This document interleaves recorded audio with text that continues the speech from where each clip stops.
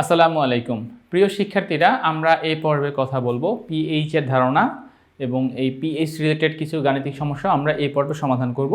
তো তাহলে চলো বিলম্ব না করে আমরা আমাদের মূল কাজ, সংজ্ঞা সহ আরও যা যা কিছু আছে সব কিছু আমরা সমাধান করি।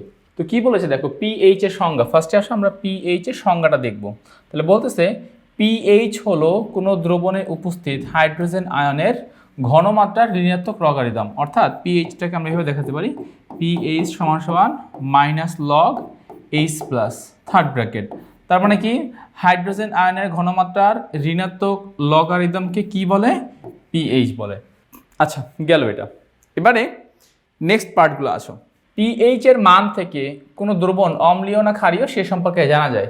আমাদের পিএইচ একটা স্কেল আছে, এই স্কেলটা হচ্ছে আমরা সামনে আলোচনা করব। তারপর আমি একটা হিন্টস তোমাদেরকে দিয়ে রাখি। এই স্কেলে তিনটা পার্ট, একটা হচ্ছে 7, দেন 7 থেকে কম, দেন 7 থেকে বেশি। তো 7 থেকে বেশি হলে সেই দ্রবণটা ক্ষারীয় হবে, 7 থেকে কম হলে সেই দ্রবণটা অম্লীয় হবে, আর 7 হলে সেটা নিরপেক্ষ হবে। সো অম্লীয়, ক্ষারীয় নাকি নিরপেক্ষ সে সম্পর্কে জানা যায়। এছাড়া আচ্ছা দেখো, এছাড়া ওই দ্রবণের মধ্যে কোনটা বেশি অম্লীয় বা কোনটা বেশি ক্ষারীয় সে সম্পর্কেও ধারণা পাওয়া যায়। পিএইচ এর মান যত কমবে দ্রবণটি তত অম্লীয় হবে, পিএইচ এর মান যত বেশি হবে দ্রবণটি তত ক্ষারীয় হবে। ফাইন। এবারে আসো, তোমাকে এরকম বলা হলো, ধরো যে কোনো একটা দ্রবণের পিএইচ এর মান 6, আবার কোনো একটা দ্রবণের পিএইচ এর মান 4। এখন দেখো 6 এবং 4 উভয় কিন্তু 7 থেকে ছোট, 6ও 7 থেকে ছোট, 4ও 7 থেকে ছোট। তার মানে আমরা উভয়কেই অম্লীয় দ্রবণ বলবো। কিন্তু কোনটা বেশি অম্লীয়? যার পিএইচ এর মান যত কম, সো 4, পিএইচ এর মান যত কম এটা বেশি, তত বেশি অম্লীয় হবে পিএইচ 6 থেকে। আবার ধরো তোমাকে এই পাশে বলা হলো কোনো দ্রবণের পিএইচ এর মান 8, আবার কোনো দ্রবণের পিএইচ এর মান 12। দুইটাই ক্ষারীয়, কেননা 7 থেকে বড়। বাট বেশি ক্ষারীয় কোনটা? যার পিএইচ এর মান বেশি। সো পিএইচ এর মান যত বেশি হবে দ্রবণটি তত ক্ষারীয় হবে, পিএইচ এর মান যত কম হবে দ্রবণটি তত অম্লীয় হবে। সো এইখানে আমরা পিএইচ সম্পর্কে ইনিশিয়ালভাবে এইটুকু ইনফরমেশনই জানতে পারি। এবারে আসো পিএইচ এর সূত্র বলি, পিএইচ রিলেটেড সূত্র বলে আমরা এখন আলোচনা করব। তো পিএইচ এর সূত্র মেইনলি তিনটা, খেয়াল করো। নাম্বার 1 সূত্র হচ্ছে পিএইচ সমান সমান মাইনাস লগ এইচ প্লাস। আচ্ছা, এটাকে আমি যদি একটু বড় করে দেখাই, তাহলে ফার্স্ট সূত্র কি দেখো, পিএইচ সমান সমান মাইনাস লগ এইচ প্লাস, মানে হাইড্রোজেন আয়নের ঘনমাত্রা। পিওএইচ ইজ ইকুয়ালস টু কি? Minus log OH minus hydroxyl আয়নের ঘনমাত্রা। Then pH plus pOH is equals to 14। আচ্ছা, গেল এই তিনটা সূত্র থেকে আমরা পিএইচ রিলেটেড যত ম্যাথ আছে, মানে পিএইচ সংক্রান্ত যে ম্যাথগুলো আছে সেগুলো আমরা সমাধান করতে পারবো। এবারে আসো পানির ক্ষেত্রে, মানে পানির ক্ষেত্রে একটা ভ্যালু রয়েছে। পানির ক্ষেত্রে ভ্যালু হচ্ছে পানির হাইড্রোজেন আয়ন এবং হাইড্রোক্সিল আয়নের ঘনমাত্রা কত? 10⁻⁻14 মোলার। 10⁻⁻14 মোলার হাইড্রোজেন এবং হাইড্রোক্সিল আয়নের ঘনমাত্রা। এবারে তুমি যদি শুধু হাইড্রোজেন আয়নের ঘনমাত্রা চিন্তা করো তাহলে 10⁻⁻7 মোলার। তুমি যদি শুধু হাইড্রোক্সিল আয়নের ঘনমাত্রা চিন্তা করো তাহলে 10⁻⁻7 মোলার। অর্থাৎ দুইটা ইকুয়াল হয়ে যাবে, 10⁻⁻7, 10⁻⁷ হাইড্রোজেন আয়নের ঘনমাত্রা, হাইড্রোক্সিল আয়নের ঘনমাত্রা। আর দুইটা মিলে কত হবে? দুইটা মিলে হচ্ছে 10⁻⁻14 মোলার। সো এইটুকুই সূত্র এবং ইনিশিয়াল ইনফরমেশন আমাদের কাছে আছে। এবারে আমরা এখান থেকে গাণিতিক সমস্যা সমাধান করব। ওকে, তো দেখো আমরা যাচ্ছি পিএইচ এর গাণিতিক সমস্যা। ফার্স্ট কোশ্চেন খেয়াল করো। আমাদের প্রথম প্রশ্ন যে 1 × 10⁻³ মোলার ঘনমাত্রার সালফিউরিক অ্যাসিড H2SO4 দ্রবণের পিএইচ কত হবে? 1 × 10⁻³ মোলার ঘনমাত্রার সালফিউরিক অ্যাসিড দ্রবণের পিএইচ এর মান কত হবে? আচ্ছা, এবারে প্রশ্ন দেখার পরে তোমার প্রথম কাজ হচ্ছে অ্যাসিডটার দিকে ফোকাস করা। এই অ্যাসিডটাকে সালফিউরিক অ্যাসিড। আচ্ছা, তো সালফিউরিক অ্যাসিড কি বলতো? একটা তীব্র অ্যাসিড, জলীয় দ্রবণে 100% বিয়োজিত হয়। তো সালফিউরিক অ্যাসিড যেহেতু 100% বিয়োজিত হয়, প্রতি 1 মোল সালফিউরিক অ্যাসিড থেকে কিন্তু আমরা 2 মোল হাইড্রোজেন আয়ন প্রস্তুত করতে পারবো আর কি। তো এখানে এই কথাটাই বলেছে যে সালফিউরিক অ্যাসিড যেহেতু তীব্র অ্যাসিড তাই এটি জলীয় দ্রবণে 100% বিয়োজিত হয়। অতএব আমরা সালফিউরিক অ্যাসিডকে যদি ভাঙি তাহলে আমরা 2টা হাইড্রোজেন আয়ন পাবো। অর্থাৎ একটা সালফিউরিক অ্যাসিড তোমাকে 2টা হাইড্রোজেন আয়ন দিচ্ছে। তাহলে হাইড্রোজেন আয়নের ঘনমাত্রা হবে, এখন তাহলে অবশ্যই আমাকে কি করতে হবে? ঘনমাত্রাকে পরিবর্তন করতে হবে। এখন ঘনমাত্রাকে আমরা পরিবর্তন করতে পারবো কি দিয়ে? আচ্ছা, এখানে দেখো হাইড্রোজেন আয়নের ঘনমাত্রা, তাহলে আমাদের শুরুতে ঘনমাত্রা দেওয়া ছিল কত? আমাদের শুরুতে ঘনমাত্রা দেওয়া ছিল এইটা 2 ইন্টু আমাদের শুরুতে ঘনমাত্রা দেওয়া ছিল 1 × 10⁻³ এবারে দেখো এটার সামনে 2 মাল্টিপ্লাই করা হয়েছে। বলো তো 2 মাল্টিপ্লাই করা কেন হয়েছে? কারণ আমরা জানি প্রতি 1 মোল সালফিউরিক অ্যাসিড থেকে 2 মোল হাইড্রোজেন আয়ন প্রস্তুত করা যায়। প্রতি 1 মোল সালফিউরিক অ্যাসিড থেকে 2 মোল এই হাইড্রোজেন আয়নের ঘনমাত্রা প্রস্তুত করা যায়। গেল এটা আমাদের হাইড্রোজেন আয়নের ঘনমাত্রা। এবারে আসো তাহলে হাইড্রোজেন আয়নের ঘনমাত্রাকে আমরা মানে ফিক্সড করে নিলাম, বা আমরা 2 মোলের জন্য 2 মোল হাইড্রোজেন আয়নের জন্য যা পাই সেটা আমরা করে নিলাম। আচ্ছা ফাইন। এবারে আসো পিএইচ কত?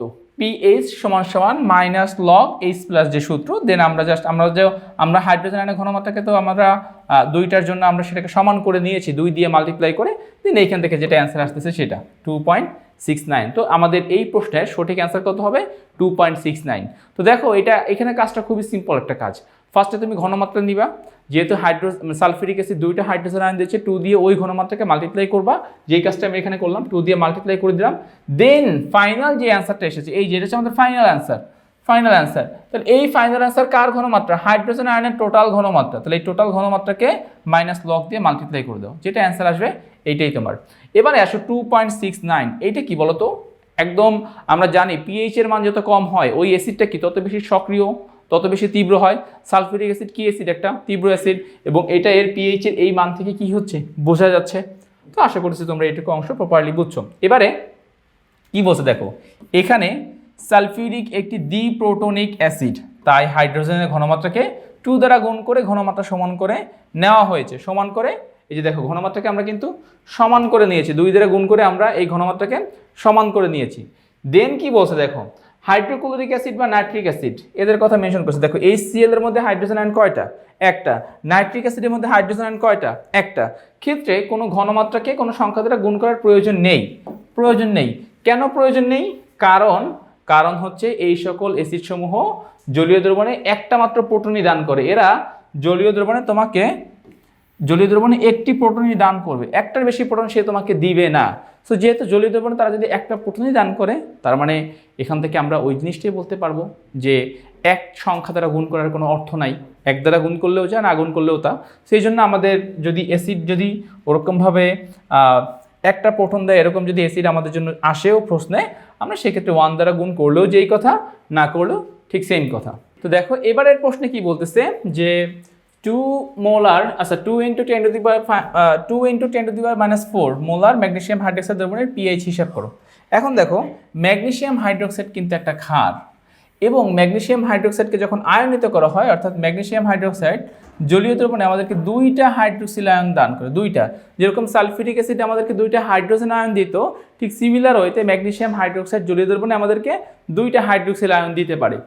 তো এখান থেকে আমরা দেখো এই যে ঘনমাত্রা যেটা ছিল, আমরা ফার্স্টে কি করলাম, এই ঘনমাত্রাকে 2 দিয়ে মাল্টিপ্লাই করে দিলাম। কেন 2 দিয়ে মাল্টিপ্লাই করলাম? কারণ ম্যাগনেসিয়াম হাইড্রোক্সাইড জলীয় দ্রবণে হাইড্রোক্সিল আয়ন দেয় কয়টা? হাইড্রোক্সিল আয়ন দেয় 2টা। ওকে, তো ফার্স্টে আমরা হাইড্রোক্সিল আয়নের ঘনমাত্রা বের করলাম। এখন দেখো হাইড্রোক্সিল আয়নের ঘনমাত্রার সাথে কিন্তু পিএইচ এর কোনো সম্পর্ক নাই। হাইড্রোক্সিল আয়নের ঘনমাত্রার সাথে সম্পর্ক আছে পিওএইচ এর। তাহলে আমরা এই ঘনমাত্রা থেকে ফার্স্টে আমরা পিওএইচ বের করবো। সো পিওএইচ সমান মাইনাস লগ ওএইচ মাইনাস, এবং এই ওএইচ মাইনাসের জায়গায় আমরা কি করলাম, এই যে 4 × 10⁻⁻4 এই ভ্যালুটা বসালাম। আচ্ছা, দেন সেখান থেকে পেলাম আমরা ভ্যালু কত পেলাম? 3.39। তাহলে এই যে 3.39 এটা কার মান? পিওএইচ এর মান। পিওএইচ এর মান 3.39, বাট আমাকে তো প্রশ্নে বলছে পিএইচ এর মান হিসাব করতে বলছে। তো এবারে আমরা এটা হিসাব করব, কোনটা? PH plus pOH is equals to 14, বা pH is equals to 14 minus pOH. এই যে পিওএইচ এর মান 3.39, সো কত আসতেছে দেখো আমাদের আসতেছে, তো এই যে দেখো এই 14 মাইনাস 3.39 এখান থেকে আসতেছে পিএইচ কত আসতেছে? 10.61। তার মানে আমাদের এইখানে যেই ভ্যালুগুলো দেওয়া আছে, অর্থাৎ ম্যাগনেসিয়াম হাইড্রোক্সাইড রিলেটেড যে ভ্যালু দেওয়া আছে 2 × 10⁻⁻4 মোলার ম্যাগনেসিয়াম হাইড্রোক্সাইডের পিএইচ এর মান কত আসবে? পিএইচ এর মান আসবে 10.61। এখন দেখো 10.61 এটা কি 7 থেকে অনেক বড় না? তাহলে ম্যাগনেসিয়াম হাইড্রোক্সাইড তো একটা তীব্র ক্ষার বা একটা সবল ক্ষার, তো সেই হিসাবে কিন্তু আমাদের এই যে মান এবং আমাদের পিএইচ এর যে স্কেল, সেই স্কেলের সাথে কিন্তু এটা মিলে যাচ্ছে। তোমাকে অবশ্যই মান এবং পিএইচ স্কেল দুইটাই মিলতে হবে, গাণিতিক মান প্লাস পিএইচ এর স্কেল এটার সাথে আমাদেরকে মিলতে হবে, তা না হলে আমরা এখান থেকে অ্যান্সার বের করতে পারবো না, বা বের করলেও সেই অ্যান্সারটা সঠিক হবে না। আচ্ছা, এবারে যাচ্ছি আর একটা ডিফারেন্ট টাইপের প্রশ্নে। দেখো কি বলতেছে প্রশ্নে আমাদেরকে, বলতেছে কোনো দ্রবণের পিএইচ এর মান 4.5, মানে অম্লীয় দ্রবণ হলে ওই দ্রবণের হাইড্রোজেন আয়নের ঘনমাত্রা হিসাব করো। অর্থাৎ যদি এরকম হয় তাহলে সেখানে হাইড্রোজেন আয়নের ঘনমাত্রা হিসাব করতে বলছে। আচ্ছা, তো আমরা কি করব, ফার্স্টে আমরা পিএইচ সমান সমান মাইনাস লগ এইচ প্লাস আমরা ফর্মুলা বসালাম, দেন আমরা মাইনাস দিয়ে গুণ করে দিলাম। জাস্ট এই লাইনটাকে তুমি লিখতে পারো যে মাইনাস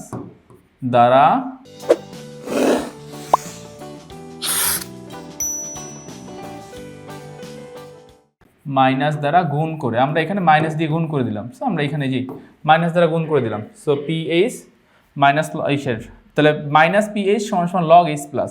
এবারে দেখো লগটাকে সমান চিহ্নের বাম পাশে নিয়ে আসি, তাহলে এটা হয়ে যাচ্ছে অ্যান্টি লগ। আর পিএইচ এর মান কত? পিএইচ এর মান প্রশ্ন দেওয়া আছে 4.5 is equals two hydrogen ion, মানে এই পাশে হাইড্রোজেন আয়ন ঠিকই থাকলো, লগটা জাস্ট এই পাশে অ্যান্টি লগ আকারে চলে আসলো। তো এখান থেকে আমরা যে ভ্যালুটা পাচ্ছি 3.16 10⁻⁵, এইটা আমরা সহজে বের করব কিভাবে, সেটাই এখন আমি তোমাদেরকে দেখাচ্ছি। তো দেখো তোমাদের মধ্যে অ্যান্টিলগ এই যে টার্মটা, এটার একটা কনফিউশন থাকতে পারে, আমরা এই জন্য ক্যালকুলেটর থেকে তোমাদেরকে দেখিয়ে দিচ্ছি। তো এই যে দেখো ক্যালকুলেটর, এখানে তোমরা এই যে শিফট যে বাটনটা থাকে ডান দিকের এই যে কর্নারটাতে, এই যে বাম দিকের কর্নারটাতে যে শিফট বাটন, আমরা সেই শিফট বাটন প্রেস করব, দেন আমরা লগ প্রেস করব। তো শিফট বাটন এবং লগ প্রেস করলে দেখবা 10⁻⁷ আকারে কোনো একটা চলে আসে। দেন এটার পাশে তুমি ব্র্যাকেট সাইন ইউজ করবা, মাইনাস কত পেয়েছি আমরা 4.5, সো মাইনাস 4.5 দিয়ে ব্র্যাকেট ক্লোজ, দেন অ্যান্সার দেখো হয়ে যাই, আমার অ্যান্সার চলে আসছে 3.16 10⁻⁵। তো অ্যান্টিলগ মিনস এটাতে আমরা শিফট দেন আমরা কি প্রেস করব, লগ, দেন আমরা ব্র্যাকেট দিয়ে ভ্যালু বসাবো, এই যে লগ, দেন আমরা ব্র্যাকেট দিয়ে ভ্যালু বসাবো। তো তাহলে আমাদের এই যে এটা হয়ে যাবে আর কি। আচ্ছা, গেল এটা, এই প্রশ্নের অ্যান্সার আমরা পেয়ে গিয়েছি। যাচ্ছি আমরা পরবর্তী প্রশ্ন। দেখো কি বলতেছে এখানে, বলতেছে যে কোনো দ্রবণের পিএইচ এর মান 11.5, তার মানে 11.5 দেখে বোঝা যাচ্ছে এই দ্রবণটা কীরকম দ্রবণ, এই দ্রবণটা হবে তোমার ক্ষারীয় দ্রবণ। পিএইচ এর মান 11.5 হলে ওই দ্রবণের হাইড্রোক্সিল আয়নের ঘনমাত্রা নির্ণয় করো। 11.5 যদি হয় তাহলে ওই দ্রবণের হাইড্রোক্সিল আয়নের ঘনমাত্রা নির্ণয় করতে বলেছে। আচ্ছা, এবারে আমরা এখন এই গাণিতিকভাবে এটাকে বোঝার চেষ্টা করি। তো প্রথম কথা হচ্ছে হাইড্রোক্সিল আয়নের ঘনমাত্রা যেহেতু জানতে চেয়েছে, তার মানে আমাকে মাস্ট বি পিওএইচ আনতে হবে। অতএব আমরা যে সূত্র জানি pH plus pOH is equals to 14, বা pOH is equals to 14 minus pH, অর্থাৎ পিএইচটাকে আমরা ইকুয়াল চিহ্নের ওই পাশে নিয়ে গেলাম, প্লাস ছিল মাইনাস হয়ে গেল। দেন এখান থেকে আমরা এটাকে হিসাব করে আমরা পিওএইচ পেলাম 2.5। এবারে আসো আমরা এখান থেকে কী করতে পারি। ফার্স্টে আমরা নেক্সট পার্টগুলো একটু বোঝার চেষ্টা করি। আচ্ছা দেখো এখানে কি বলছেন, দেন আমরা তো অলরেডি পিওএইচ 2.5 পেয়েছি। এবারে আমরা ফর্মুলা বসাবো, কি বসাবো, পিওএইচ সমান সমান মাইনাস লগ ওএইচ মাইনাস। আচ্ছা, দেন পিওএইচ এর মান বসাই দিলাম 2.5 মাইনাস লগ ওএইচ মাইনাস, ঠিক আছে, মাইনাস দ্বারা গুণ করো। সো 2.5 প্লাস ছিল মাইনাস হয়ে গেল, আর লগ ওএইচ মাইনাস, এটা মাইনাস ছিল প্লাস হয়ে গেল। এবারে এই লগটাকে এই পাশে আনবো, তো লগ হয়ে যাচ্ছে আমার অ্যান্টিলগ 2.5 ওএইচ। অ্যান্টিলগ ঠিক সেম প্রসেস যেটা আমরা একটু আগে দেখেছিলাম, যে শিফট দেন লগ প্রেস করব, 10⁻⁷ আসবে, দেন ওইখান থেকে আমরা বাকি ভ্যালুগুলো বসিয়ে এখান থেকে আমাদের ওএইচ এর আয়নের মানও আমরা এখান থেকে বের করতে পারতেছি। আচ্ছা, তো তাহলে দেখো আমাদের টোটাল পিএইচ রিলেটেড 4টা ম্যাথ আমরা এখানে দেখলাম।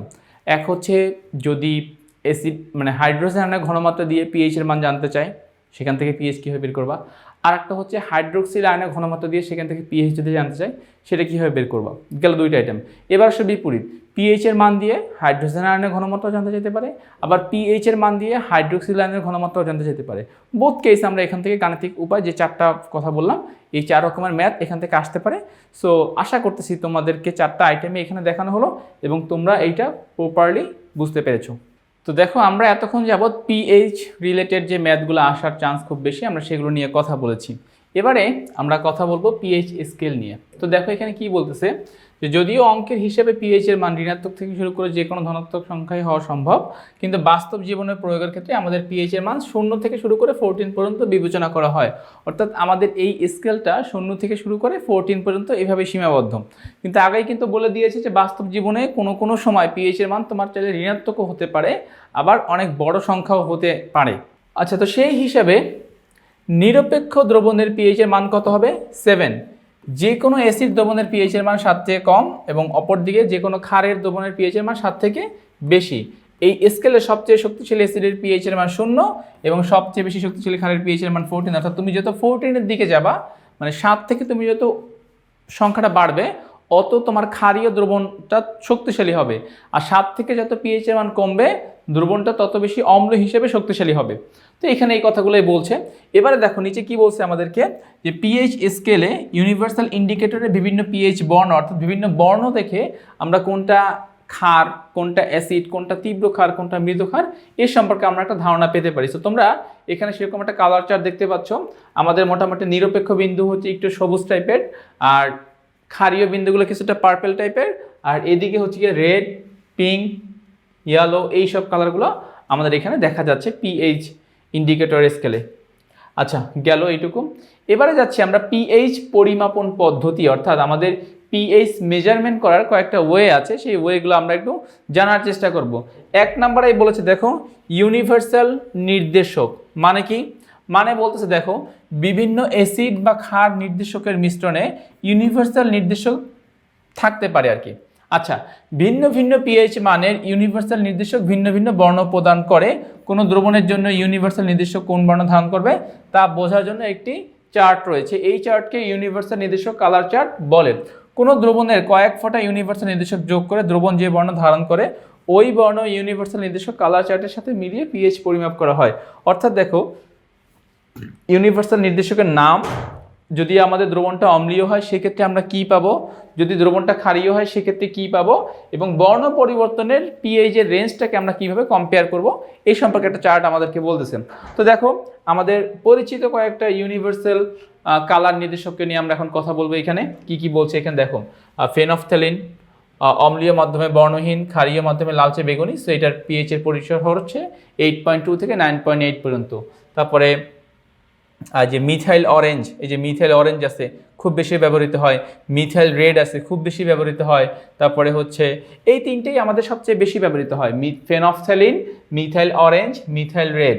এই যে এই তিনটা, এদের ইনফরমেশনগুলো আমার একটু মনে রাখতে হবে এবং এদের পিএইচের পরিসরটাও আমাকে মেমোরাইজিং করে রাখতে হবে। আমাদের এমসিকিউতে এখান থেকে প্রচুর তথ্য আসে। বাকি ইনফরমেশনগুলো তোমাদের 9-10 লেভেলের জন্য জাস্ট প্রোভাইড করা হলো। তোমরা এটা তোমাদের যে পরবর্তী ক্লাস এইচএসসি লেভেল সেখানে গিয়েও তোমরা এই সম্পর্কে জানতে পারবা। আচ্ছা, আমি যাচ্ছি এর পরবর্তী অংশে। দেখো পরবর্তী অংশে কি বলতেছে।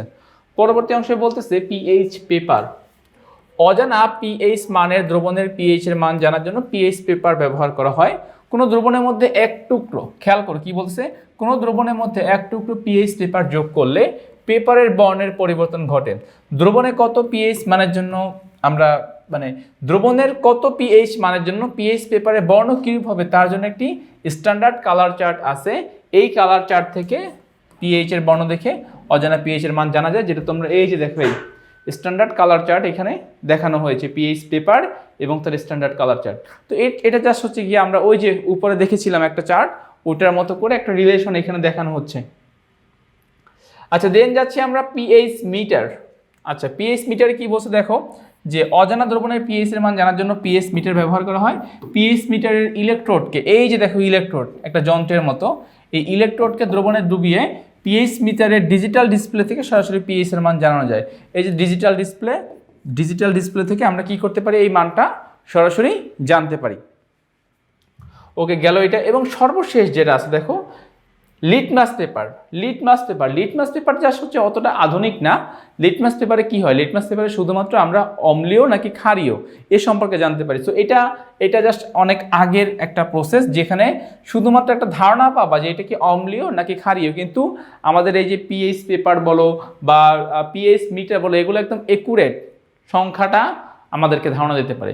সব থেকে আপডেট হচ্ছে পিএইচ মিটার, সে একদম ফ্র্যাকশন দশমিক সহ তোমাকে বলে দেবে যে না পিএইচ এর মানে এত, আর এইটা তোমাকে জাস্ট একটা পূর্ণ সংখ্যায় বলবে, আর এখানে কোনো সংখ্যা বলবে না। পিএইচ লিটমাস পেপার কোনো সংখ্যা বলবে না, কিন্তু তোমাকে একটা রাফলি ধারণা দিবে যে অম্লীয় নাকি ক্ষারীয়। এখন দেখো এখানে এটা আমরা জানি যে মোটামুটিভাবে পিএইচ অনুমান করার জন্য সস্তা এবং সহজলভ্য পদ্ধতি হচ্ছে পিএইচ পেপার ব্যবহার করা। দ্রবণের পিএইচ 7 থেকে কম হলে দ্রবণটি অম্লীয় হবে এবং লিটমাস পেপার লাল ধারণ করবে। আবার দ্রবণের পিএইচ এর মান 7 থেকে যদি বেশি হয় দ্রবণটি ক্ষারীয় হবে, লিটমাস পেপারকে নীল ধারণ করবে। তো আমরা এইভাবে বলি যে অ্যাসিড নীল লিটমাসকে লাল করে আর ক্ষার লাল লিটমাসকে নীল করে। এই যে ক্ষার লাল লিটমাসকে নীল করতেছে, এই যে এরকম নীল হয়ে যাবে, আর অ্যাসিড নীল লিটমাসকে লাল করে, অর্থাৎ লিটমাস পেপারটা লাল হয়ে যাবে আর কি। তো এখানে এই সম্পর্কেই বলেছেন। ওকে, সো পিএইচ এর এই তথ্যগুলোই আসলে আমাদের দরকার, যে পিএইচ কীভাবে মেজারমেন্ট করা হয়, পিএইচ এর জন্য কোন কোন ইন্ডিকেটর, ইউনিভার্সাল ইন্ডিকেটর প্রয়োজন, পিএইচ স্কেল আর হচ্ছে পিএইচ রিলেটেড ম্যাথ। ওকে, তো এগুলো নিয়েই কিন্তু আমাদের পিএইচ এর আলোচনা, যেটা আমি এখানে তোমাদের সামনে উপস্থাপন করলাম। তো আজ এই পর্যন্তই, নতুন কোনো পর্বে আবার তোমাদের সাথে দেখা হবে। ততক্ষণ পর্যন্ত সবাই ভালো থাকো, সুস্থ থাকো, আল্লাহ হাফেজ।